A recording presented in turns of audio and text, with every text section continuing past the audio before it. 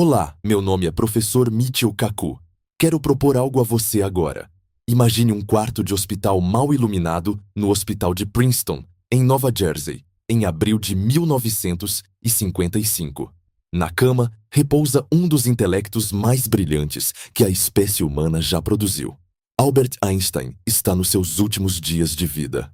Um aneurisma ameaça estourar a qualquer momento, mas a sua mente não está focada na morte iminente.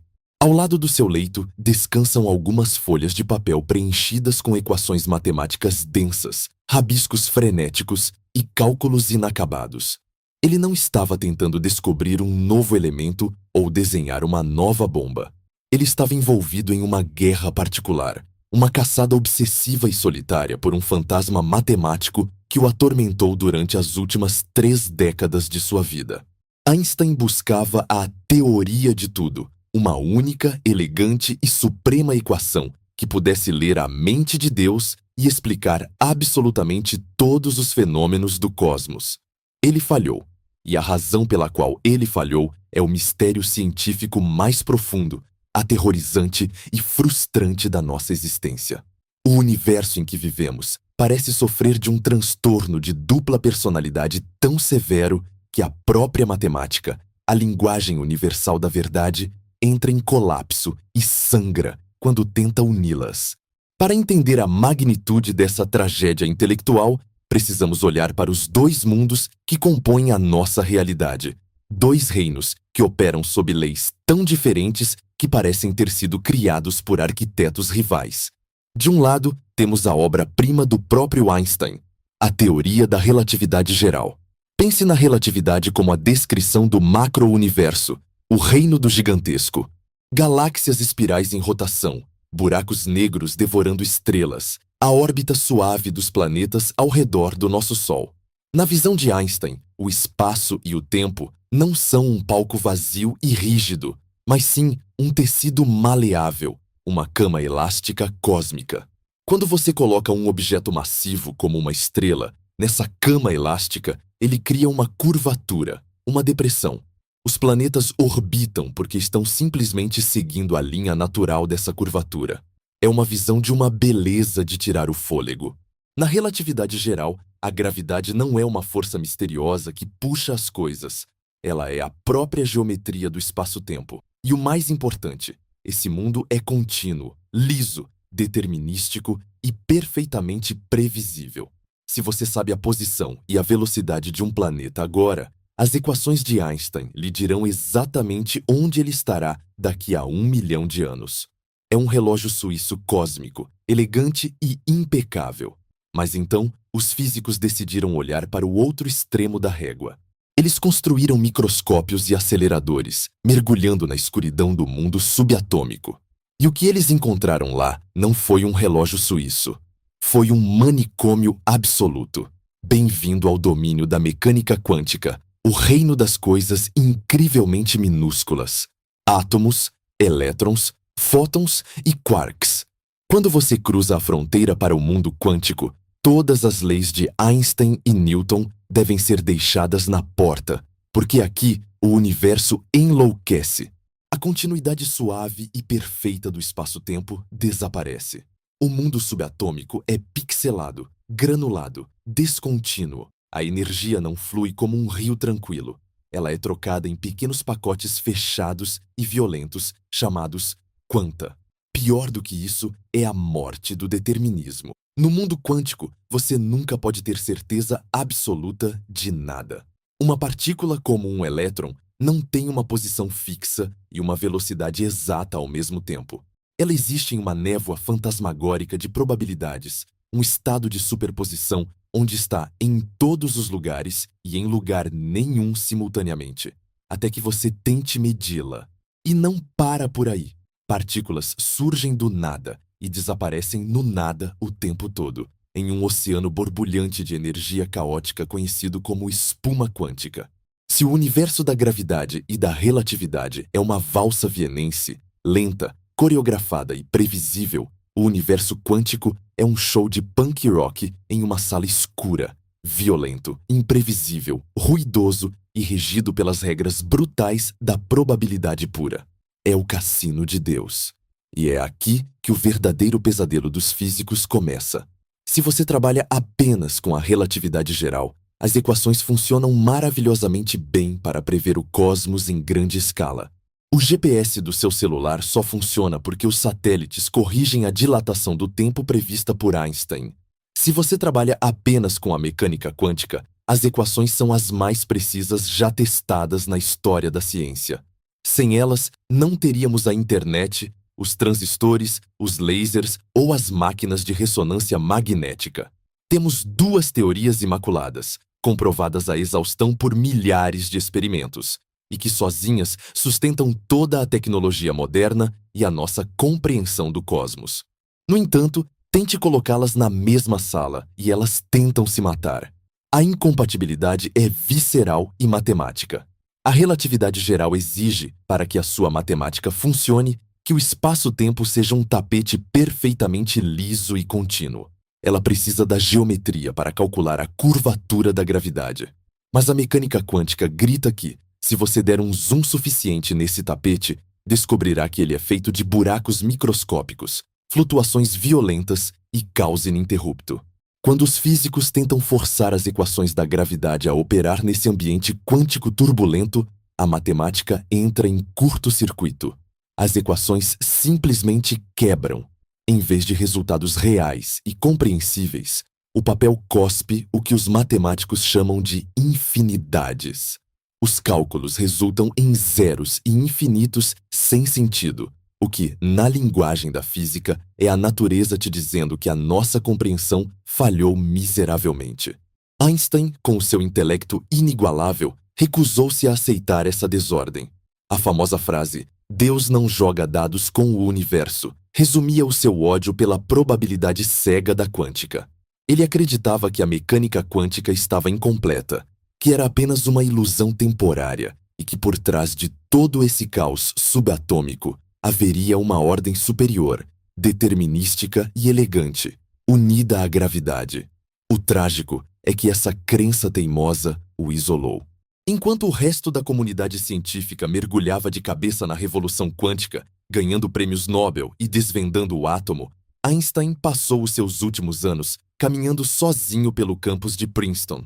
Ele tornou-se uma relíquia viva, obcecado em encontrar uma teoria do campo unificado, tentando amarrar o céu infinito ao átomo microscópico, usando apenas o poder da sua intuição. Sua frustração não era a de um homem que não consegue resolver um quebra-cabeça, mas a de um arquiteto que percebe que o prédio que ele ajudou a projetar tem duas fundações que se repelem magneticamente. O abismo entre esses dois mundos não é apenas um pequeno erro de cálculo, é um abismo existencial.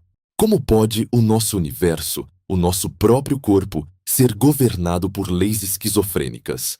Como podem os átomos que formam o seu cérebro obedecer ao caos quântico, enquanto o planeta que sustenta o seu peso obedece à geometria relativística da gravidade? Aquelas páginas na mesa de cabeceira de Einstein permaneceram um enigma não resolvido. Ele deu o seu último suspiro, sabendo que o código-fonte da realidade permanecia trancado, seguro, atrás de uma barreira matemática intransponível. Hoje, muitas décadas após a sua morte, os laboratórios mais avançados do mundo e os teóricos mais geniais da Terra continuam exatamente onde ele parou, encarando o fundo escuro desse mesmo abismo. E para entender o porquê essa barreira é tão aterradora, precisamos viajar para os únicos lugares do universo onde essas duas forças são obrigadas, pela brutalidade da natureza, a colidirem frente a frente. Precisamos ir para onde o tempo e o espaço são esmagados e a própria matemática sangra. Nós deixamos Albert Einstein no seu leito de morte, frustrado e derrotado por um abismo intransponível entre dois mundos. Diante dessa barreira aparentemente intransponível, uma pergunta perfeitamente lógica e racional pode surgir na sua mente. Por que nós simplesmente não deixamos essas duas teorias em paz? Se a relatividade geral de Einstein funciona de forma tão majestosa e impecável para descrever o balé dos planetas, a órbita das luas e a expansão das galáxias, e se a mecânica quântica é a ferramenta suprema, testada e comprovada, para desvendar os segredos dos átomos, dos lasers e dos microchips. Por quê? Precisamos forçar um casamento entre elas? Por que não podemos simplesmente aceitar que o universo grande obedece a um conjunto de regras e o universo minúsculo obedece a outro, vivendo pacificamente em seus domínios separados? A resposta para essa pergunta é aterradora e inevitável, porque o próprio universo, em sua brutalidade e fúria absolutas, não as mantém separadas. Existem lugares, fornalhas cósmicas de violência indescritível, onde a natureza pega o gigantesco e o esmaga impiedosamente até o tamanho do infinitamente pequeno. É exatamente nesses cenários extremos que a nossa ignorância é exposta da maneira mais cruel possível. É aqui que somos forçados a usar as duas teorias ao mesmo tempo. E é aqui, no coração das trevas, que a nossa matemática simplesmente sangra e entra em colapso. Para compreender o peso desse desastre intelectual, peço que você viaje comigo para o cenário mais aterrorizante que o cosmos tem a oferecer: o ciclo final da vida de uma estrela supermassiva. Imagine um monstro estelar, uma estrela colossal com 20, 30 ou talvez 50 vezes a massa do nosso próprio Sol. Durante milhões de anos, esta estrela travou uma guerra épica e silenciosa contra si mesma. De um lado, há a fúria ardente da fusão nuclear em seu núcleo, explodindo átomos de hidrogênio e hélio, liberando uma energia inimaginável que empurra as camadas da estrela para fora. Do outro lado, há a gravidade, a força mais fraca de todas, mas a mais paciente e implacável, puxando incessantemente toda essa massa titânica para dentro, em direção ao centro. Durante eras, esse equilíbrio de terror é mantido, mas as estrelas não são eternas. O combustível nuclear um dia acaba, e quando o último átomo de ferro é forjado no núcleo estelar, as fornalhas nucleares finalmente se apagam. A pressão para fora cessa instantaneamente. E, no silêncio do vácuo cósmico, a gravidade vence. O colapso que se segue é um dos eventos mais violentos da criação. Bilhões de trilhões de toneladas de matéria incandescente despencam em direção ao núcleo a uma fração significativa da velocidade da luz. As forças são tão esmagadoras que a própria estrutura da matéria se quebra. Os átomos são estilhaçados. Os elétrons são empurrados violentamente para dentro dos prótons, transformando o núcleo da estrela em uma esfera sólida e fervente de nêutrons. Mas se a estrela for maciça o suficiente, nem mesmo a força nuclear que mantém os nêutrons separados consegue resistir. A gravidade continua a apertar, a esmagar, a comprimir. A massa de dezenas de sóis é espremida para o tamanho da Terra. Depois, para o tamanho de uma cidade. Depois, para o tamanho de uma bola de gude. E a gravidade não para. Ela continua apertando essa matéria até que toda essa massa inconcebível seja reduzida a um único ponto geométrico no espaço. Um ponto sem dimensão. 0 altura, 0 largura, 0 profundidade. Nós acabamos de testemunhar o nascimento de um buraco negro. E no centro desse monstro devorador de luz reside o nosso pesadelo matemático: a singularidade. A singularidade é a arena de gladiadores onde a relatividade de Einstein e a mecânica quântica são forçadas a entrar e lutar até a morte. Pense no problema fundamental que temos em mãos. Um buraco negro possui a massa de uma estrela gigantesca, ou até mesmo de bilhões de estrelas, o que significa que o seu campo gravitacional é avassalador. Para descrever uma força gravitacional dessa magnitude, a curvatura extrema do espaço e do tempo, os físicos são obrigatoriamente forçados a invocar a teoria da relatividade geral de Einstein. Não há outra ferramenta matemática capaz de lidar com a geometria do espaço sendo esticada e torcida com tanta violência. No entanto, lembre-se do que aconteceu com essa massa monstruosa. Ela foi esmagada até se tornar um ponto microscópico, subatômico, infinitamente menor do que um único elétron. E quando você lida com coisas que habitam a escala do infinitamente pequeno, as regras de Einstein não se aplicam mais. você é forçado a abandonar a geometria contínua e invocar as leis caóticas, probabilísticas e granuladas da mecânica quântica. Você precisa de ambas as teorias simultaneamente para descrever o mesmo objeto.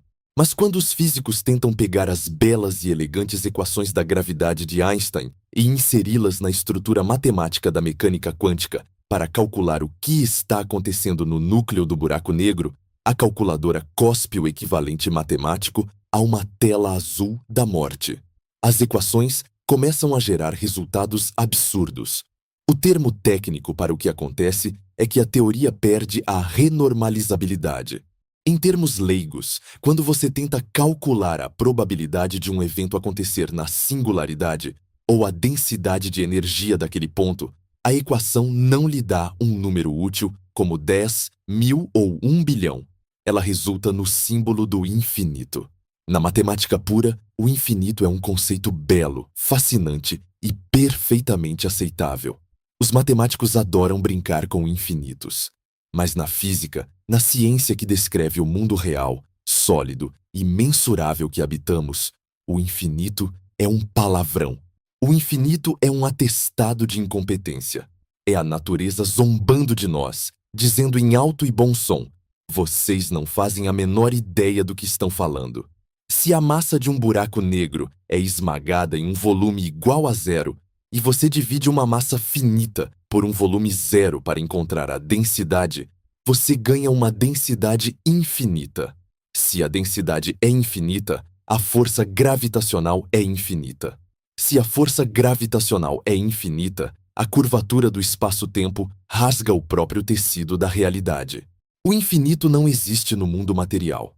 Ele é um artefato, um bug fatal, que surge apenas quando a nossa teoria física falhou miseravelmente em compreender a realidade subjacente. A matemática literalmente sangra na página. A guerra entre essas duas teorias atinge o seu ápice no cerne de um dos princípios mais sagrados da física moderna: o princípio da incerteza de Heisenberg. No mundo quântico, Heisenberg nos ensinou que existe um limite fundamental para o que podemos saber. O universo proíbe terminantemente que você conheça, com precisão absoluta, a posição exata e a velocidade exata, o momento de uma partícula ao mesmo tempo. Quanto mais você tenta confinar uma partícula a um ponto minúsculo, tentando saber exatamente onde ela está, mais agitada, caótica e violenta se torna a sua velocidade. A partícula entra em um frenesi quântico, debatendo-se contra a sua prisão microscópica com uma energia feroz. A natureza subatômica odeia certezas. Ela odeia o conceito de um ponto fixo. Ela exige imprecisão, exige uma névoa vibrante de possibilidades. Agora olhe novamente para a singularidade que as equações da gravidade de Einstein exigem. A relatividade dita que o colapso gravitacional de um buraco negro não pode ser detido por nada, comprimindo a matéria em um ponto absolutamente preciso, exato e sem tamanho geométrico. Se a singularidade é um ponto perfeito sem nenhum volume espacial, isso significa que a posição de toda aquela matéria estelar esmagada é conhecida com 100% de precisão absoluta. Está exatamente ali, naquele ponto. Mas o princípio da incerteza de Heisenberg grita em plenos pulmões que isso é uma violação herética das leis do universo subatômico. Se a posição é conhecida perfeitamente, a energia de movimento daquela matéria comprimida deve, obrigatoriamente, se tornar infinita, fazendo com que o ponto minúsculo exploda para fora em uma fúria quântica incontrolável. A mecânica quântica diz que a singularidade não pode ser um ponto perfeito. Ela precisa ser uma mancha trêmula e pulsante. A relatividade geral diz que a gravidade é tão forte que a mancha trêmula é impossível e ela deve ser esmagada em um ponto perfeito. As duas teorias mais brilhantes da humanidade, as duas pedras angulares do nosso avanço tecnológico, olham uma para a outra no escuro do buraco negro e declaram guerra. E nós, meros observadores mortais, ficamos sem respostas, segurando equações quebradas que cospem infinitos. No entanto, O peso desse infinito não está confinado apenas ao interior sombrio dos buracos negros, locais remotos que talvez nunca possamos visitar. Esse exato mesmo colapso matemático se coloca diante de nós como um muro de tijolos de aço quando tentamos responder à pergunta mais profunda, antiga e existencial que qualquer ser humano já ousou fazer ao olhar para o céu estrelado. De onde tudo isso veio? Como o nosso universo começou? Se nós invertermos a flecha do tempo, se imaginarmos a expansão cósmica rodando de trás para frente, como o rebobinar de uma fita cassete cósmica, veríamos o vasto e incomensurável universo observável começando a encolher. As galáxias se aproximariam umas das outras. As estrelas se fundiriam. O espaço entre os átomos desapareceria. A temperatura e a densidade aumentariam para níveis aterrorizantes. 14 bilhões de anos atrás, retrocedendo no tempo, todo o universo que hoje se estende por bilhões de anos-luz, cada galáxia, cada estrela, cada planeta, a própria matéria que compõe o seu corpo, a energia, a luz e até mesmo o próprio espaço vazio estaria comprimido em um espaço menor do que a cabeça de um alfinete, menor do que um grão de areia, menor do que um átomo. O Big Bang não foi uma explosão no espaço. Foi a expansão do próprio espaço a partir de um estado incrivelmente minúsculo e denso. É, para todos os efeitos práticos, um buraco negro colossal rodando de forma invertida. E aqui, no instante exato do Gênesis cósmico, no momento zero da criação, enfrentamos o nosso monstro matemático mais uma vez. Para descrever a evolução de todo o universo, precisamos desesperadamente da relatividade geral. Mas para descrever um universo que é menor do que a partícula subatômica mais ínfima, nós somos arrastados, contra a nossa vontade, para o domínio caótico da mecânica quântica. Quando aplicamos nossas fórmulas atuais a essa singularidade primordial, ao Big Bang, a matemática desintegra-se novamente. O momento da criação cospe infinitos. A física humana atinge um limite absoluto a meros 10, elevado a menos 43 segundos após a criação, uma fração de tempo tão microscópica que a mente humana sequer consegue conceber. Antes desse instante incrivelmente breve, a força da gravidade funde-se com o domínio quântico. A estrutura do espaço-tempo derrete e nós nos tornamos completamente cegos. Esta é a verdadeira magnitude da tragédia que assombrava Einstein. Não é apenas uma questão de não conseguirmos prever o que acontece dentro de anomalias gravitacionais distantes. A nossa incapacidade de unir a gravidade à quântica significa que, no nível mais fundamental e visceral, nós estamos trancados do lado de fora da nossa própria história de origem. Nós somos uma espécie amnésica. Nós podemos mapear a jornada das estrelas após o universo já ter sido criado, podemos dominar a fissão nuclear e dividir o átomo, mas o exato momento em que a realidade passou a existir está oculto por um manto espesso de fumaça matemática.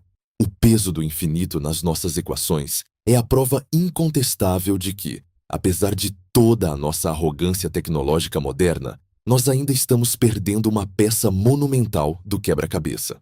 O código-fonte final do universo permanece envolto em mistério, escondido em um lugar onde o nosso intelecto atual não tem permissão para entrar. A natureza recusa-se a entregar o seu segredo supremo a equações falhas e remendadas. Para que a ciência possa finalmente perfurar esse véu de ignorância, para que possamos entender o que realmente acontece no fundo de um buraco negro e olhar diretamente para a face do Big Bang, sem que a matemática entre em colapso, nós precisamos de uma nova física. Precisamos de um tradutor que possa falar a língua curva da gravidade e o dialeto caótico e descontínuo do mundo subatômico. Precisamos construir uma ponte sobre o abismo, e a primeira tentativa desesperada dos cientistas para construir essa ponte foi caçar a entidade mais elusiva, espectral e misteriosa que o cosmos já escondeu. Uma partícula teórica que poderia finalmente arrastar a grandiosa gravidade de Einstein para o agitado e microscópico cassino quântico. Iniciava-se assim, nos maiores e mais caros aceleradores de partículas do planeta Terra, A implacável e frustrante busca pelo fantasma subatômico. A caçada ao graviton. Quando a fumaça matemática se dissipa após o colapso brutal das nossas equações, no interior dos buracos negros e no instante insondável do Big Bang, a comunidade científica é forçada a encarar uma dura realidade. Nós estamos perdendo o jogo contra o universo. A relatividade geral de Einstein, com a sua geometria elegante de um espaço-tempo liso e contínuo, e a mecânica quântica, com o seu mundo microscópico, caótico e pixelado, recusam-se a coexistir pacificamente.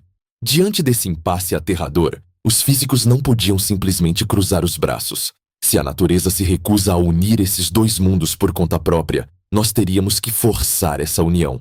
Teríamos que invadir o reino subatômico e procurar, com todas as nossas forças, o elo perdido da criação. Teríamos que encontrar a peça do quebra-cabeça que obrigaria a gravidade a jogar pelas regras da quântica. Iniciava-se assim a maior, mais cara e mais frustrante caçada de toda a história da ciência humana. A busca implacável por uma partícula teórica fantasmagórica que batizamos de graviton. Para compreender o desespero dessa caçada e por que o graviton é tão vital para a nossa sanidade intelectual, precisamos entender como o mundo quântico funciona quando não estamos olhando para a gravidade. Nas últimas décadas, os físicos construíram o que é indiscutivelmente a teoria científica mais bem-sucedida, precisa e rigorosa já concebida pela mente humana: o modelo padrão da física de partículas. Esse modelo é como um catálogo definitivo de todos os blocos de construção que formam o universo tangível. Mas ele não lista apenas a matéria. Ele lista as regras do jogo. O modelo padrão nos diz que as forças da natureza não são feitiçarias invisíveis que puxam e empurram as coisas à distância. No mundo microscópico, toda força é, na verdade, uma troca física, um jogo incessante de bola ao alvo. Imagine dois patinadores no gelo jogando uma bola pesada um para o outro. Quando o primeiro patinador joga a bola, ele é empurrado para trás pelo recuo. Quando o segundo patinador pega a bola, o impacto também o empurra para trás. Para um observador externo que não consegue ver a bola, pareceria que uma força misteriosa de repulsão está afastando os dois patinadores. No universo quântico, essas bolas invisíveis são chamadas de bósons, ou partículas mensageiras. E elas são as responsáveis por ditar as regras do cosmos. Pense nas três forças fundamentais que dominam o mundo subatômico.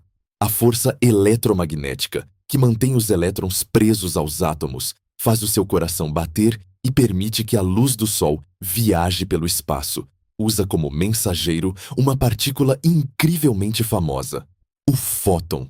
A luz não é nada além de um enxame de fótons carregando a força eletromagnética.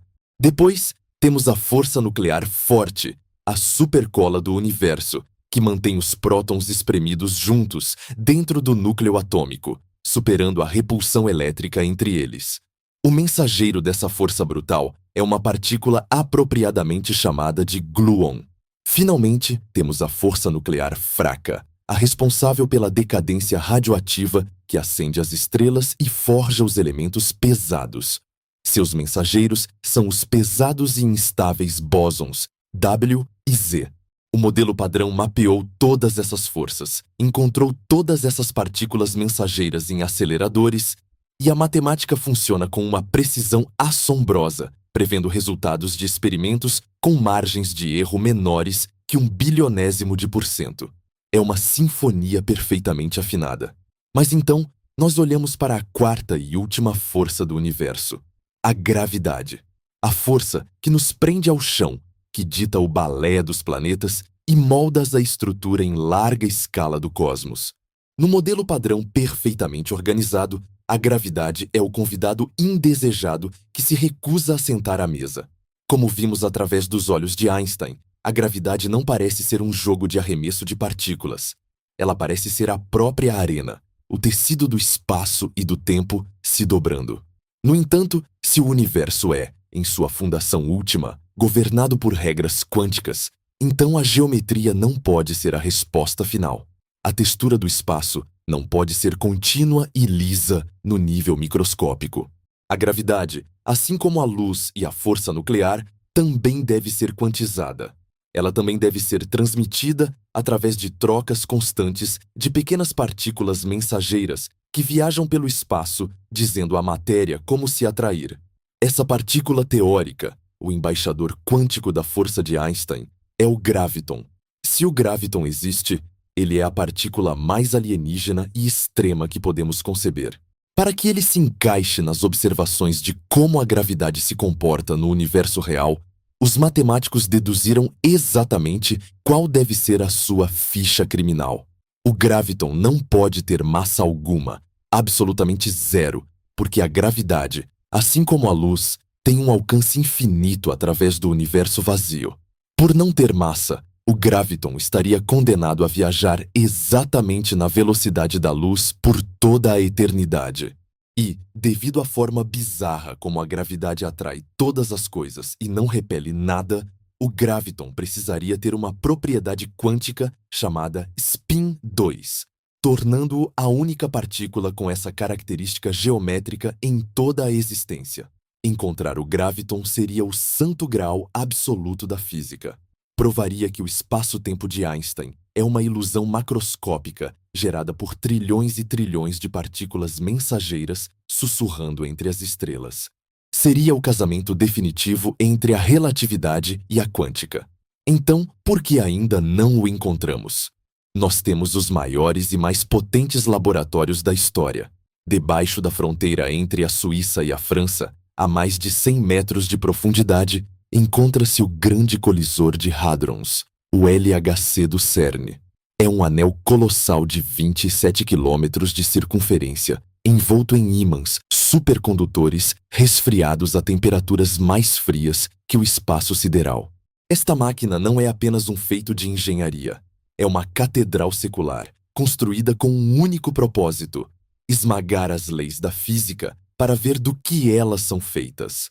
Nós aceleramos prótons até 99,9999% da velocidade da luz e os forçamos a colidir de frente em detectores do tamanho de prédios de 5 andares.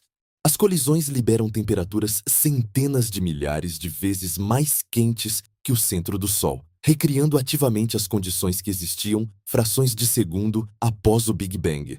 Nessas fornalhas violentas, a energia pura se condensa em partículas. Nós encontramos o bóson de Higgs lá. Nós provamos a existência das forças nucleares. Mas do graviton, nenhum único rastro, nenhum eco, nenhum sussurro em bilhões de colisões por segundo. O graviton age como um verdadeiro fantasma subatômico, e a razão para essa invisibilidade insultuosa é um dos maiores mistérios em toda a ciência, um enigma conhecido como o problema da hierarquia. Em termos simples, a gravidade é incompreensivelmente, absurdamente, assombrosamente fraca em comparação com as outras forças da natureza. Para entender o quão fraca ela é, pegue um simples ímã de geladeira e use-o para levantar um pequeno clipe de papel metálico. Pare um segundo e pense nas forças titânicas que estão em guerra nesse exato momento. Toda a massa do planeta Terra, 6 sextilhões de toneladas de rocha magma e ferro incandescente, está usando o seu campo gravitacional combinado para tentar puxar esse clipe de papel para o chão. E, no entanto, um ímã do tamanho de uma moeda, com o seu minúsculo campo eletromagnético, é forte o suficiente para vencer o planeta inteiro e erguer o clipe no ar. A força eletromagnética é cerca de 10, elevado a 36 vezes mais forte que a gravidade. É um número com 36 zeros. A gravidade só parece forte para nós porque nós estamos em cima de uma bola de pedra colossal. No nível de uma partícula individual, no mundo quântico dos prótons e elétrons, a gravidade é praticamente inexistente. É uma falha de arredondamento tão pequena que os físicos a ignoram completamente ao fazerem cálculos de colisões de partículas. Porque a força gravitacional em si é quase infinitamente fraca, a sua partícula mensageira, Um único graviton possui uma interação quase nula com a matéria regular. Um neutrino, que já é famoso por ser fantasmagórico, pode atravessar a Terra inteira sem bater em nada. Um graviton, teoricamente, poderia atravessar bilhões de anos-luz de chumbo sólido sem colidir com um único átomo. Os físicos do CERN, portanto, não esperam capturar um graviton em uma armadilha e tirar uma foto. Eles jogam um jogo de subtração. Eles esperam causar uma colisão tão violenta no acelerador de partículas que, em meio ao caos de detritos subatômicos, subprodutos, um graviton seja ejetado. Se esse graviton fugir da colisão e talvez até mesmo vazar para outras dimensões ocultas, uma ideia perturbadora da qual falaremos logo mais. Os detectores registrarão uma falta de energia. Toda a energia antes da colisão deve ser igual a toda a energia depois da colisão. Se um pedaço da equação desaparecer sem deixar vestígios, isso seria a impressão digital fantasmagórica do graviton escapando pela porta dos fundos do nosso universo. Mas, até a data de hoje, todas as contas no balanço financeiro da energia fecham perfeitamente. Nenhuma energia some. Nenhum graviton é detectado. E como se não bastasse a agonia de não conseguir encontrar o fugitivo em laboratório, a matemática entra em cena para aplicar o golpe de misericórdia. Suponhamos, por um momento de otimismo puro, que nós encontremos o graviton. Suponhamos que ele exista. O que acontece quando os matemáticos teóricos pegam o graviton de spin 2 e o colocam dentro das equações do modelo padrão para calcular a atração gravitacional entre duas partículas minúsculas? Lembra-se do que aconteceu nos buracos negros? A história macabra repete-se. Ao tentar tratar a gravidade como partículas mensageiras quânticas, descobrimos um problema catastrófico. A própria gravidade carrega energia. E como Einstein nos ensinou na sua famosa equação, E igual a mc², energia e massa são a mesma coisa. Se a gravidade possui energia, ela possui uma massa equivalente. Isso significa que a gravidade atrai a si mesma. Quando duas partículas trocam um graviton para sentir a força gravitacional, esse graviton viaja com uma certa energia. Mas porque ele tem energia, esse próprio graviton pode emitir outro graviton, que por sua vez emite outro e outro. O espaço entre duas partículas transforma-se rapidamente numa tempestade fractal caótica de gravitons, atraindo gravitons em um ciclo de retroalimentação fora de controle. Quando os físicos tentam somar todas essas probabilidades interagindo umas com as outras, as equações saem dos trilhos. Em vez de calcular uma força gravitacional finita e mensurável que mantém o universo unido, a folha de papel, mais uma vez, vomita a pior maldição da física: o infinito. As tentativas de criar uma gravidade quântica simples e baseada em partículas falham exatamente pelo mesmo motivo de sempre. O tecido da realidade se recusa a ser modelado dessa forma. Nós tentamos usar os velhos truques de matemática de perturbação que funcionaram tão perfeitamente para a luz e para as forças nucleares. Mas a gravidade sorri para o nosso esforço e simplesmente explode a equação. O desespero atingiu o seu limite na comunidade científica. O abismo não apenas permaneceu escancarado, como zombou de nós. O nosso intelecto estava encurralado. Nós não conseguimos detectar a partícula que uniria os mundos. A matemática que tenta tratar o espaço-tempo como gravitons discretos falha com infinitos irredutíveis. Einstein estava morto, a sua teoria reinando suprema no reino do grande, enquanto o modelo quântico mantinha o seu domínio de ferro sobre o pequeno. Ficou terrivelmente óbvio, após décadas de falhas exaustivas, que o problema não era a nossa matemática. O problema era que a nossa própria concepção de como a realidade é construída estava fundamentalmente, catastroficamente errada. Para fundir a imensidão curva da gravidade com a agitação caótica da quântica, os físicos perceberam que não adiantava procurar por uma nova partícula. Partículas, tratadas como pontos geométricos infinitesimais sem nenhuma dimensão, eram a própria causa das infinidades que rasgavam os cálculos. Os pontos eram o veneno. Para salvar a física, nós teríamos que abandonar o conceito de partículas pontuais de uma vez por todas. Teríamos que jogar fora a ideia de que o universo é feito de pequenas bolas de bilhar. Uma ideia revolucionária, radical e perturbadora começou a se formar nas mentes dos físicos teóricos. Se o universo não é construído a partir de pontos sem tamanho, lutando numa arena cósmica, então talvez a essência subjacente da matéria, a própria alma da força gravitacional e de toda a luz que enche o cosmos, seja algo completamente diferente. Algo fluido, algo que se estende, algo que vibra.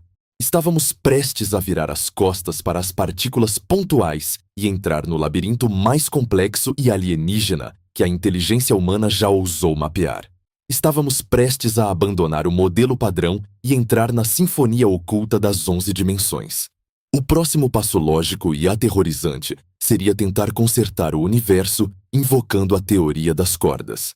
Diante do colapso humilhante das nossas equações mais veneradas e da recusa obstinada do universo em revelar o seu graviton fantasmagórico, a física teórica encontrou-se encurralada num beco sem saída.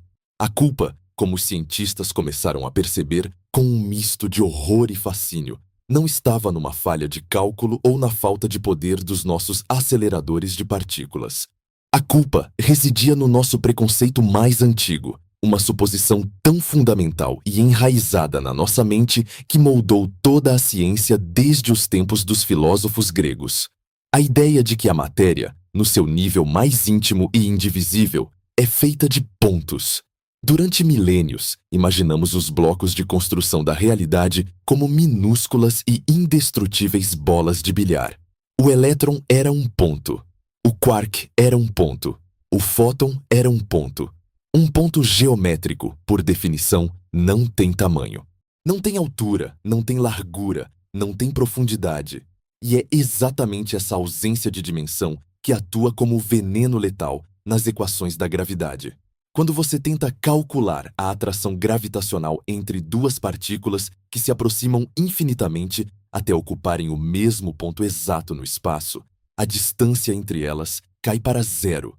E na matemática, quando você divide qualquer força por zero, o resultado explode num infinito destrutivo que rasga o tecido da lógica.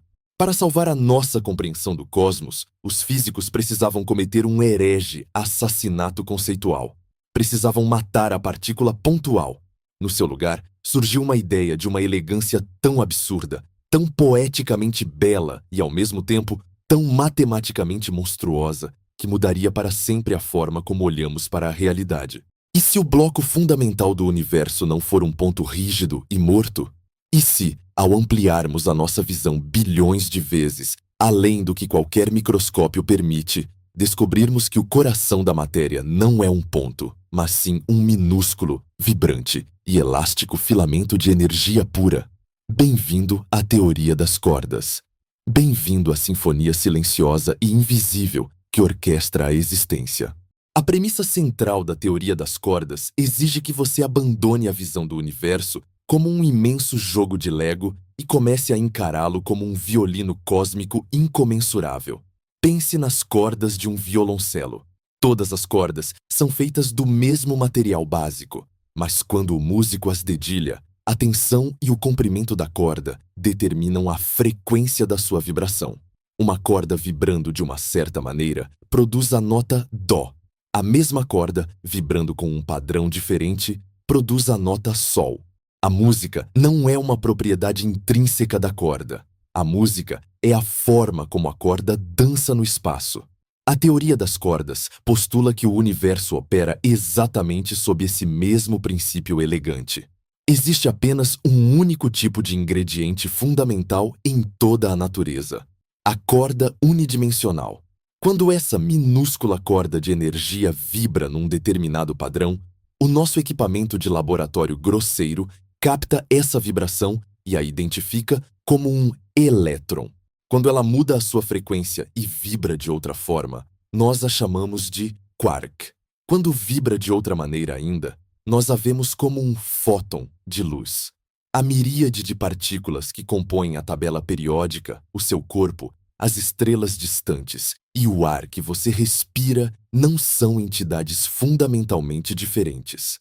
São apenas notas musicais distintas sendo tocadas no mesmo instrumento primordial. A física química inteira, portanto, não passa das harmonias resultantes dessa melodia subatômica. Mas a verdadeira genialidade, o momento de clareza ofuscante que fez os maiores físicos do mundo abandonarem tudo para trabalhar nessa teoria, ocorreu quando eles começaram a investigar as equações matemáticas que governavam as vibrações dessas cordas. Ao deduzirem todos os padrões de vibração possíveis, a matemática exigiu, de forma totalmente orgânica e inescapável, a existência de um padrão de vibração muito específico. Uma corda fechada em forma de anel, vibrando sem massa alguma e com uma propriedade de spin 2. Os físicos olharam para esse resultado com incredulidade. O universo acabava de lhes entregar a peça que faltava num prato de prata. Aquela vibração específica era a descrição perfeita, exata e sem tirar nem pôr do graviton. A teoria das cordas não foi inventada para incluir a gravidade. A gravidade emergiu naturalmente da matemática das cordas como uma necessidade absoluta. Pela primeira vez na história da humanidade, tínhamos uma estrutura matemática onde a mecânica quântica e a relatividade geral não apenas coexistiam pacificamente, mas dependiam intrinsecamente uma da outra. E o mais espetacular, as infinidades macabras que destruíam os cálculos anteriores desapareceram como mágica. Por quê? Porque as cordas não são pontos. Quando duas partículas pontuais colidem num acelerador, elas encontram-se num único local matemático infinitamente agudo, gerando o infinito letal. Mas quando duas cordas fechadas colidem, elas não batem num ponto fixo. Elas fundem-se suavemente como duas bolhas de sabão que se tocam no ar e formam uma bolha maior, para depois se separarem novamente. O choque agudo é suavizado, diluído ao longo do comprimento da corda. O abismo entre o grande e o pequeno foi, em teoria, finalmente cruzado. A matemática deixou de sangrar. Estávamos diante da iminente glória da teoria de tudo. No entanto, Metropolitano, a natureza é uma negociadora impiedosa, e esse triunfo matemático exigiu um pacto faustiano sem precedentes. Quando os teóricos começaram a refinar as equações das cordas para garantir que as probabilidades quânticas fechassem corretamente para evitar absurdos matemáticos como probabilidades negativas que significariam que um evento tem menos que 0% de chance de ocorrer, eles esbarraram num muro perturbador. As equações das cordas eram teimosas. Elas simplesmente recusavam-se a funcionar no nosso universo familiar. O mundo que nós conhecemos e experimentamos todos os dias possui 4 dimensões. 3 dimensões espaciais, frente-trás, cima-baixo, esquerda-direita, e uma dimensão temporal, o tempo fluindo do passado para o futuro. Mas quando você insere os números 4 na fórmula mágica da teoria das cordas, a matemática entra em colapso total. O violino cósmico desafina brutalmente. Para que as cordas vibrantes produzam exatamente as partículas que vemos na natureza, para que a matemática permaneça bela e livre de anomalias, as equações exigem que as cordas tenham mais espaço para vibrar. Muito mais espaço. Inicialmente, a matemática exigiu a existência de 10 dimensões. Mais tarde, com o advento de uma versão refinada chamada Teoria M, formulada pelo brilhante físico Edward Witten, o número subiu para 11 dimensões. 11 dimensões fundamentais da realidade. Não estamos falando de realidades alternativas ou universos paralelos no sentido da ficção científica. Estamos falando de direções espaciais geométricas literais que nós simplesmente não conseguimos enxergar, tocar ou sentir. Como isso é sequer concebível? Como podemos passar a vida inteira alheios à existência de 7 direções espaciais adicionais ocultas no tecido do nosso quarto? A resposta brilhante que os físicos deram a esse enigma baseia-se num conceito matemático chamado compactação. Pense numa mangueira de jardim esticada através de um gramado enorme. Se você olhar para essa mangueira da janela do segundo andar da sua casa, a uma grande distância, ela parecerá ter apenas uma dimensão: o comprimento, uma linha verde esticada na grama. Mas, se você descer, caminhar até lá e pegar uma lupa, verá que uma formiga passeando sobre a mangueira não está confinada apenas a andar para frente e para trás. A formiga pode andar ao redor da circunferência da mangueira. Para a formiga, a mangueira tem uma segunda dimensão, que é circular e está enrolada em si mesma. A teoria das cordas propõe que o tecido do nosso universo funciona exatamente assim. Logo após o instante ardente do Big Bang, 3 dimensões espaciais expandiram-se agressivamente, tornando-se o vasto e imensurável teatro cósmico onde habitam as galáxias e nós. Mas as outras 7 dimensões espaciais não se expandiram. Elas colapsaram, enrolando-se em si mesmas em estruturas microscópicas incrivelmente complexas, milhões de vezes menores que um único elétron. Em cada minúsculo ponto do espaço vazio ao seu redor, neste exato momento, essas 7 dimensões extras estão enoveladas. A forma como essas dimensões ocultas se dobram não é aleatória. Elas assumem formas geométricas incrivelmente bizarras e belas, conhecidas como variedades de Calabi-Yau. Imagine tentar amassar uma folha de papel num formato que possua milhões de buracos, túneis e laços, interconectando-se numa topologia impossível de visualizar por um cérebro tridimensional humano. A forma exata dessas variedades microscópicas é o segredo supremo da nossa existência. Lembra-se de que as partículas são cordas vibrantes. Bem, o espaço onde essas cordas vibram é ditado pela forma dessas dimensões extras enroladas. Assim como o formato da caixa de ressonância de um violão determina o seu som e o seu timbre, a geometria trançada dessas dimensões extras restringe e molda como a corda de energia pode vibrar. A massa do elétron, a força da gravidade, a intensidade da força nuclear, os próprios números que permitem que as estrelas queimem, que a água seja líquida e que a vida biológica exista, são ditados única e exclusivamente pela topologia tridimensional hipercomplexa dessas dimensões ocultas. Se você alterar minimamente a forma desse espaço microscópico, a corda vibrará de maneira diferente. O elétron perderá a sua carga, os átomos se desintegrarão e o universo deixará de existir. A teoria das cordas havia nos entregado a visão mais grandiosa, majestosa e unificada da natureza já concebida. A gravidade de Einstein não era uma aberração incompatível. Ela era a vibração mais essencial do labirinto multidimensional do cosmos. A tensão dramática parecia ter chegado a uma resolução triunfante. No entanto, foi aqui, no ápice da sua glória, que o castelo de cartas começou a tremer debaixo do seu próprio peso teórico. Nós deparamo-nos com o labirinto insondável de 11 dimensões. Na ciência, a beleza matemática não é suficiente para declarar vitória. Uma teoria precisa fazer previsões que possam ser testadas, provadas ou refutadas através da experimentação real e física.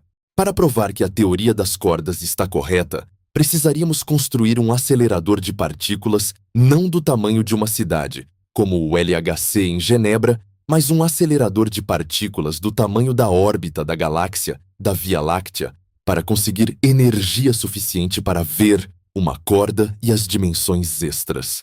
Isso é uma impossibilidade tecnológica absoluta para qualquer civilização, em qualquer futuro previsível.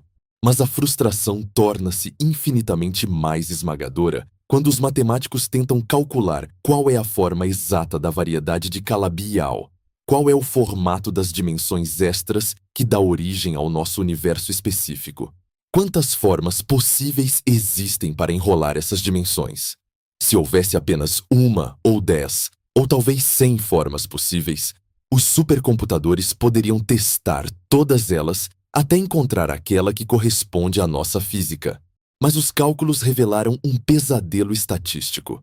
O número de formas possíveis em que essas dimensões extras podem se estabilizar é de aproximadamente 10 elevado à potência de 500. É um número com 500 zeros. Para você ter uma ideia da insanidade absurda dessa magnitude, existem apenas 10 elevado a 80 átomos em todo o universo observável. 10 elevado a 500 é um número maior do que qualquer coisa que a mente humana possa sequer conceituar. Isso deu origem ao que os físicos chamam de a paisagem da teoria das cordas, the landscape. Se a matemática diz que existem 10 elevado a 500 soluções diferentes, a teoria sugere que o nosso universo é apenas um em um multiverso incomensuravelmente vasto. Cada uma dessas soluções possíveis representa um universo totalmente diferente, com leis físicas diferentes, dimensões enroladas de formas diferentes e partículas que não conhecemos. Num desses universos, a gravidade repele. Noutro, a luz não viaja. Num terceiro, os átomos sequer conseguem se formar. O nosso universo, com as suas estrelas amigáveis e galáxias orbitando lentamente, é apenas um minúsculo oásis dental num deserto de possibilidades caóticas e mortas. A comunidade científica fraturou-se diante desse abismo existencial. Parte dos físicos abraçou essa ideia, argumentando que a teoria das cordas havia revelado a magnitude do multiverso, rebaixando a nossa existência a um acaso probabilístico sem significado cósmico especial. Mas outra parte, dominada por uma frustração palpável, começou a apontar para o elefante na sala. Se uma teoria física possui tantas soluções possíveis, que pode prever literalmente qualquer tipo de universo que a mente humana possa imaginar, então, na verdade, ela não prevê absolutamente nada. Deixou de ser a teoria de tudo e transformou-se na teoria de qualquer coisa. Criamos um monstro matemático perfeito que habita um labirinto de 11 dimensões, imune à comprovação humana empírica. Tínhamos construído o mais complexo templo do intelecto humano, e ainda assim, os corredores desse templo permaneciam mergulhados na escuridão, repletos de ecos de dimensões invisíveis e cordas inalcançáveis. Se a resposta final for um labirinto incontestável, do qual nunca poderemos sair, será que erramos o caminho? Diante dessa paralisação teórica sufocante, um grupo rebelde de teóricos ousou levantar a mão e sugerir uma heresia ainda maior. E se não houver cordas invisíveis? E se o problema não for a natureza das partículas em si, mas sim a nossa cegueira sobre a própria estrutura básica da arena onde tudo acontece? Era o momento de abandonar as 11 dimensões, retornar ao campo de batalha do espaço tridimensional e dissecar o próprio tecido do tempo na tentativa final e radical de quantizar a realidade. A gravidade quântica em loop. Enquanto a teoria das cordas se perdia em delírios matemáticos de 11 dimensões e multiversos infinitos, uma sensação de sufocamento começou a tomar conta de uma facção rebelde de físicos teóricos. Para esses cientistas, a ideia de inventar 7 dimensões invisíveis e enroladas apenas para fazer uma equação funcionar parecia menos com uma descoberta científica e mais com um ato de desespero. Eles acreditavam que a teoria das cordas havia cometido um erro fatal desde o primeiro dia de sua concepção. Ela tentou quantizar a matéria e as forças, mas tratou a arena onde essas coisas acontecem, o próprio espaço e o tempo, como um palco vazio, estático e contínuo. Einstein já havia nos ensinado há quase um século que o espaço não é um pano de fundo inerte.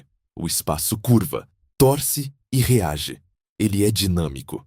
Se a mecânica quântica dita que tudo no universo é granulado, divisível em pequenos pacotes finitos, por que continuaríamos assumindo estupidamente que o palco do espaço-tempo é a única coisa no cosmos que permanece perfeitamente lisa e infinita?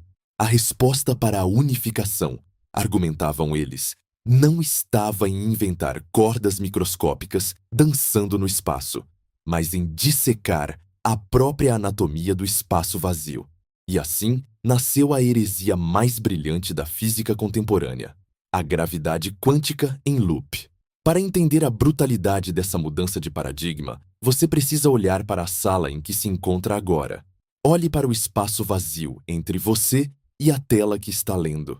O seu cérebro primitivo, treinado por milhões de anos de evolução para caçar e evitar predadores, diz que o espaço vazio é exatamente isso. Vazio. Um grande nada contínuo onde você pode mover a sua mão livremente. Mas a gravidade quântica em loop, capitaneada por mentes brilhantes como Carlo Rovelli e Lee Smolin, propõe que essa continuidade é a maior ilusão de ótica da natureza. Se você pegar um microscópio infinitamente poderoso e começar a dar zoom nesse espaço vazio à sua frente, ampliando a imagem bilhões, trilhões, quatrilhões de vezes, você não encontrará um abismo liso. A realidade começará a quebrar. O universo deixará de ser uma pintura analógica a óleo, com pinceladas contínuas e suaves, e revelar-se-á como uma fotografia digital em baixa resolução. O espaço é pixelado. A ideia de que o espaço tem uma resolução máxima é profundamente perturbadora. Os físicos descobriram que existe um limite absoluto para o tamanho físico de qualquer coisa no cosmos, um limite ditado pela própria matemática das constantes fundamentais da natureza, o comprimento de Planck. Estamos falando de um número tão incompreensivelmente pequeno que, se um único átomo tivesse o tamanho de toda a Via Láctea, o comprimento de Planck seria do tamanho de um grão de areia comum, aproximadamente 10 elevado a menos 35 metros. De acordo com a gravidade quântica em loop, não existe nada no universo que seja menor do que isso. Você não pode pegar o espaço e dividi-lo pela metade infinitamente. Quando você atinge a escala de Planck, você atinge o pixel fundamental da realidade. Se você tentar ir além, o próprio conceito de distância perde o significado físico.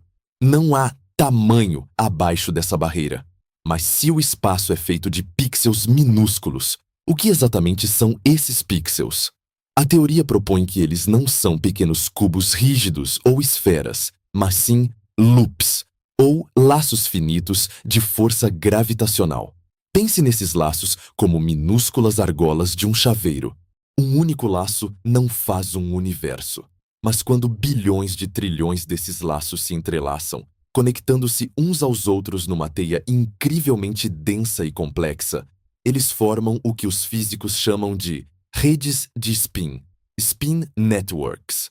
O espaço-tempo não é um lençol elástico esticado, como Einstein imaginou macroscopicamente. Ele é uma cota de malha medieval, uma armadura tecida de pequenos elos inquebráveis de geometria pura. Quando você move a sua mão pelo ar, você não está viajando através de um vazio passivo. Você está saltando, de forma quantizada e intermitente, de um nó dessa rede de spin para o próximo. O movimento não é contínuo. Ele é uma série rápida e invisível de teleportes microscópicos de um pixel para outro. As consequências de viver num universo de cota de malha são de derreter o cérebro, especialmente quando aplicamos essa mesma lógica ao tempo. Se o espaço não é contínuo, então o tempo que está intimamente entrelaçado com ele na malha do espaço-tempo também não pode ser. A gravidade quântica em loop decreta a morte do fluxo temporal. O tempo não avança como a água suave de um rio em direção ao futuro. Ele avança em tiques e solavancos rígidos, engasgando a cada tempo de Planck, que é de 10 elevado a menos 43 segundos. É como se a realidade inteira fosse um filme rodando num projetor cósmico. Nós vemos a vida acontecer de forma fluida e contínua, mas no nível do maquinário subjacente, o universo está apenas a piscar quadros estáticos de redes de spin, um após o outro, numa velocidade incalculável. De fato, nas equações mais extremas de Carlo Rovelli, a variável t para o tempo simplesmente desaparece da matemática fundamental do universo. No nível quântico mais profundo, o tempo simplesmente não existe. Apenas as relações e as mudanças de estado entre os laços geométricos importam. Mas o verdadeiro triunfo monumental da gravidade quântica em loop, o motivo pelo qual ela atrai tantos seguidores fervorosos e bate de frente com a soberania da teoria das cordas, é a forma elegante, direta e quase violenta com que ela aniquila o monstro que assombrou Einstein, a singularidade. Lembra-se daquele abismo sangrento no centro de um buraco negro, onde a matemática de Einstein mandava esmagar a matéria até um ponto sem dimensão gerando uma densidade infinita e destruindo as leis da física? A gravidade quântica em loop resolve esse problema com um simples estalar de dedos lógico. Se o espaço é quantizado, se existe um tamanho mínimo para o espaço, o pixel de Planck, então é fisicamente impossível comprimir a matéria num ponto de volume zero. O zero não existe na geometria do universo. O mínimo que você pode obter é 1. Quando uma estrela massiva colapsa sob a sua própria gravidade e forma um buraco negro, a matéria não despenca para o infinito. Ela é comprimida, esmagada e triturada até atingir a resolução máxima da rede de spin. Quando a matéria atinge o fundo do poço, espremida contra a própria grade de pixels inquebrável da realidade, o colapso é forçado a parar. A matemática não quebra. O infinito é banido do quadro negro. A singularidade é revelada como nada mais do que uma falha da velha teoria contínua de Einstein, um erro de interpretação que desaparece quando percebemos a natureza digital do cosmos. E se aplicarmos isso ao Big Bang, a história das nossas origens sofre a revisão mais espetacular do século. Se o universo não começou de um ponto infinitamente pequeno, como e por que ele começou a se expandir? A gravidade quântica em loop substitui o Big Bang pelo que conhecemos como o Big Bounce, o grande salto. Imagine um universo anterior ao nosso, muito antigo, que por alguma razão começou a encolher e colapsar sob o seu próprio peso gravitacional. Ele encolheu e se contraiu durante bilhões de anos, até que toda a sua massa e energia fossem comprimidas no menor espaço possível, permitido pela grade da rede de spin. Toda aquela formidável energia cósmica bateu na parede de tijolos do comprimento de Planck.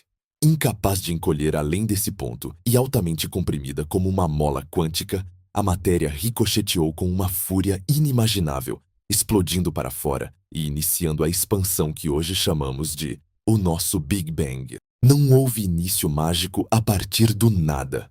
Não houve singularidade assombrosa. Nós somos o respiro exalado de um universo que acabou de inspirar. Um universo sem começo e sem fim, pulsando eternamente nos compassos discretos do espaço pixelado. Temos, portanto, um embate de titãs.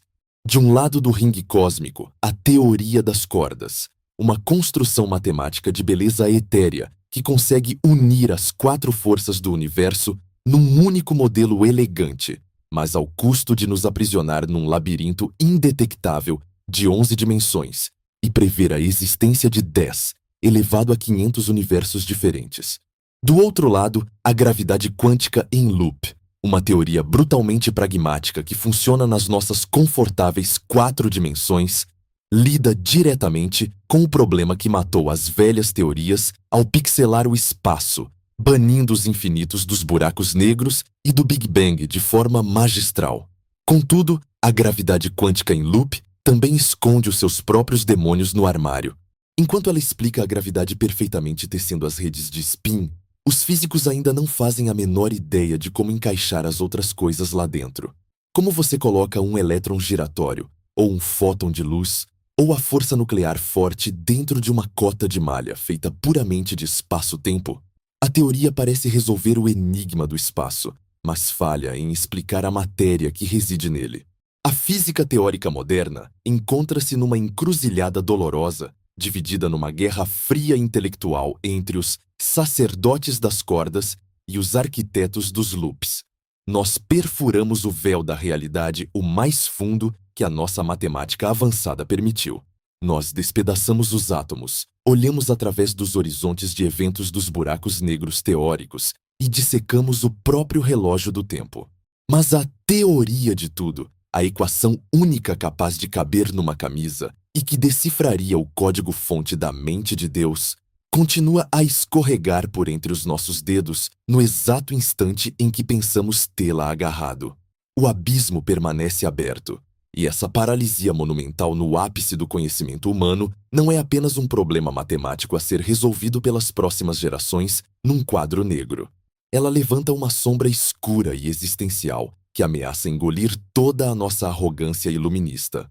Se temos os intelectos mais aguçados do planeta, apoiados por supercomputadores que realizam trilhões de cálculos por segundo, e ainda assim esbarramos num muro de dimensões invisíveis e espaços quantizados incompreensíveis, precisamos ter a coragem de fazer a pergunta final.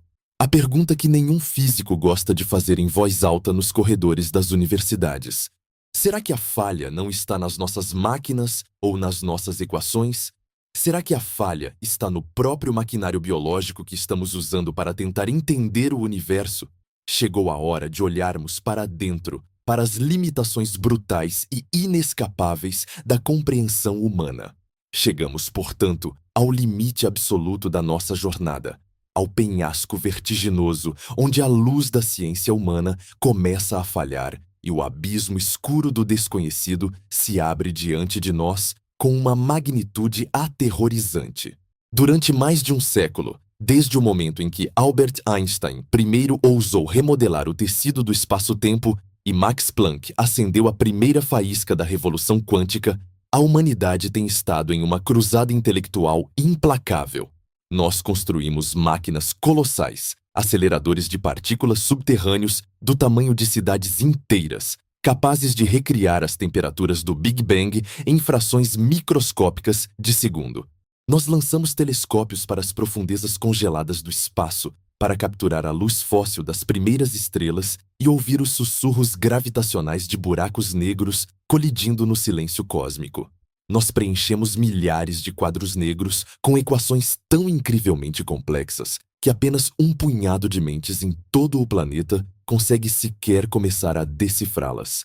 Nós imaginamos labirintos insondáveis de 11 dimensões invisíveis e redes de spin tecendo o próprio ar que respiramos num esforço desesperado para forçar a gravidade e a quântica a se abraçarem. E, no entanto, apesar de todo esse poder, de todo esse brilho e de toda a nossa arrogância tecnológica moderna, a teoria de tudo continua a escapar por entre os nossos dedos como areia fina. A incompatibilidade brutal entre o mundo do gigantesco e o mundo do infinitamente pequeno permanece como um monumento zombeteiro à nossa ignorância. Mas e se o verdadeiro problema não estiver nos nossos aceleradores de partículas limitados, nem nas nossas equações matemáticas incompletas?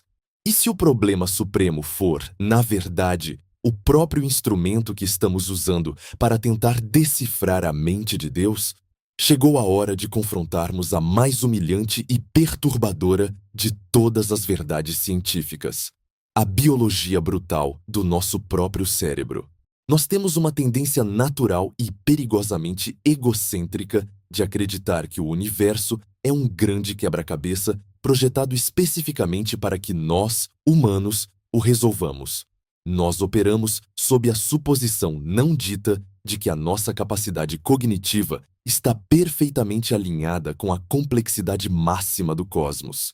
Mas a biologia evolutiva conta uma história radicalmente diferente e muito menos lisonjeira. O cérebro humano, essa maravilhosa massa de 3 quilos de gordura e água trancada na escuridão do seu crânio, não foi projetado por um engenheiro cósmico para desvendar os mistérios da mecânica quântica ou para visualizar geometrias de 11 dimensões. O seu cérebro é, pura e simplesmente, um órgão de sobrevivência. Ele foi forjado ao longo de milhões de anos de evolução cega e brutal nas savanas da África. Ele evoluiu para reconhecer padrões simples que garantissem a perpetuação da nossa espécie. Calcular a trajetória parabólica de uma lança atirada contra um antílope, identificar predadores camuflados na grama alta, memorizar a localização de árvores frutíferas e navegar pelas complexas hierarquias sociais de uma tribo de primatas.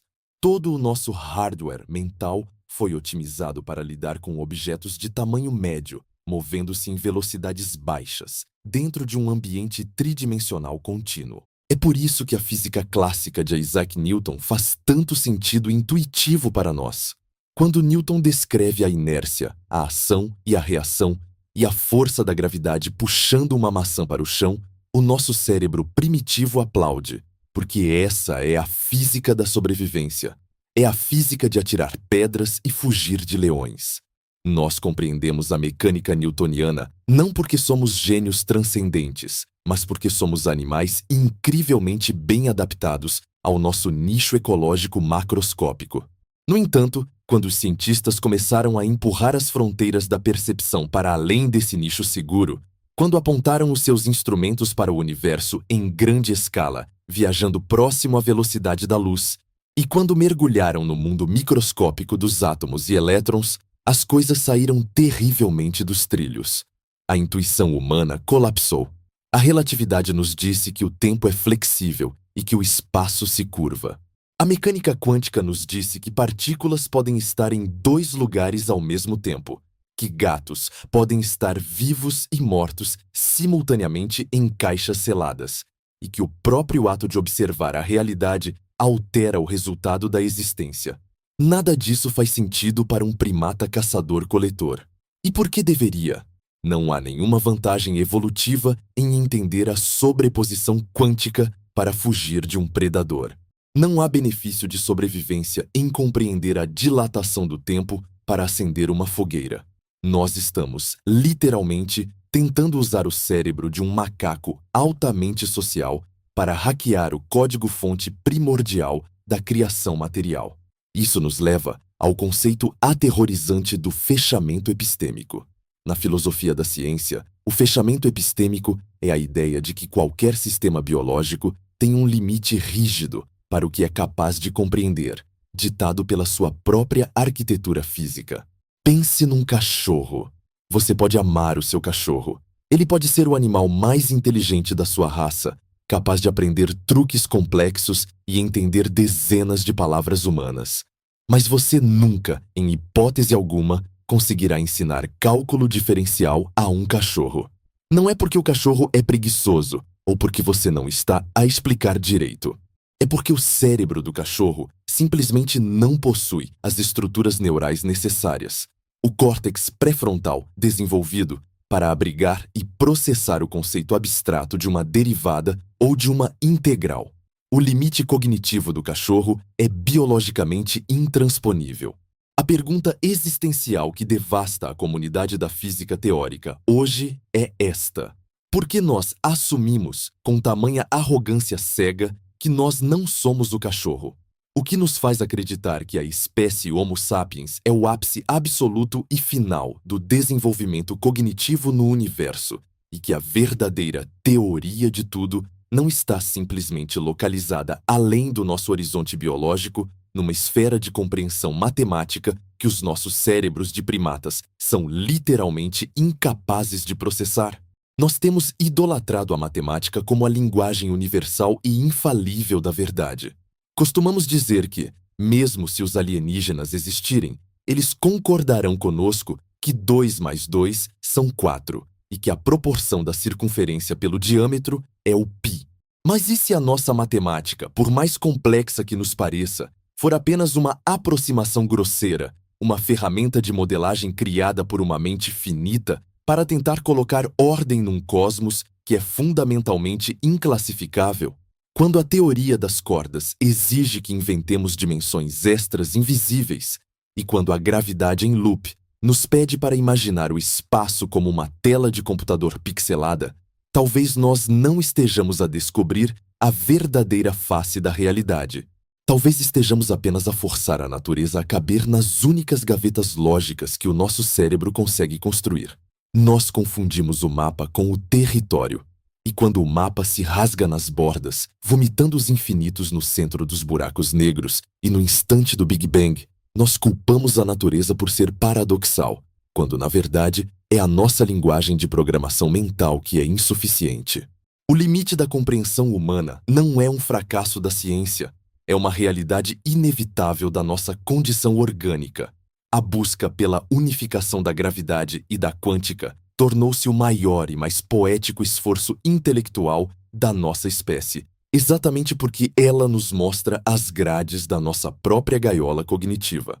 Nós somos a única espécie neste planeta que sabe que está presa no escuro e que passa a vida tentando tatear as paredes da prisão cósmica, tentando adivinhar a forma do universo através do eco das nossas equações falhas. E há uma beleza trágica e sublime nessa jornada. Saber que o universo é incomensuravelmente mais estranho, mais vasto e mais indomável do que os nossos números podem capturar não diminui a nossa conquista. Eleva o cosmos ao status de algo verdadeiramente sagrado.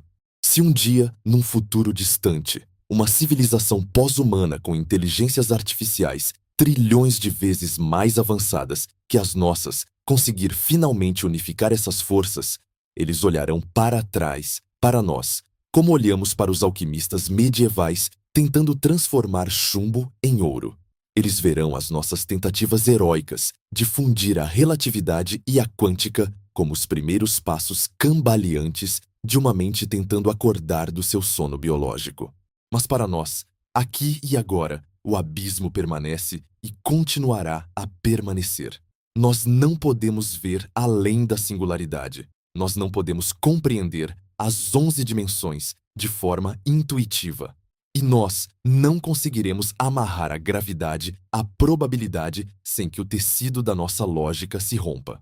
Porque é impossível unir a gravidade e a quântica.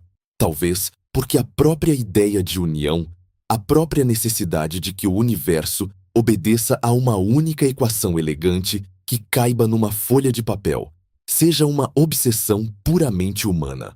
Uma necessidade desesperada de controle psicológico diante da vastidão caótica e fria do espaço. O universo não nos deve uma explicação. A natureza não tem a obrigação de fazer sentido para a nossa mente tridimensional de baixa velocidade e alta temperatura evolutiva. A realidade, em toda a sua violência cósmica, na fúria dos seus buracos negros e na dança invisível das suas partículas, existe completamente alheia à nossa necessidade de classificá-la. Nós nascemos neste universo, somos feitos do pó das suas estrelas esmagadas e navegamos pelas correntes da sua expansão implacável. Nós tentamos colocar a eternidade numa equação e a infinitude numa fórmula, mas a teoria de tudo permanecerá como o nosso maior sonho inalcançável, o nosso santo graal perpetuamente envolto em névoa. O limite da nossa compreensão não é o fim da história, mas o reconhecimento glorioso de que nós não somos os donos do cosmos. Somos apenas os seus observadores assombrados e maravilhados. E talvez a verdadeira sabedoria não resida em encontrar a resposta final e acabar com o mistério, mas sim em aceitar o nosso lugar no universo e ter a coragem de olhar para o abismo desconhecido, abraçando a beleza insondável de um cosmos que, no fim das contas, foi projetado para ser incomensuravelmente maior do que nós. Este é o limite da compreensão humana. Esta é a fronteira onde a ciência se cala e o universo real, incompreensível e maravilhoso, finalmente começa. Muito obrigado por acompanhar essa jornada fenomenal. Não se esqueça de se inscrever para mais mergulhos no desconhecido.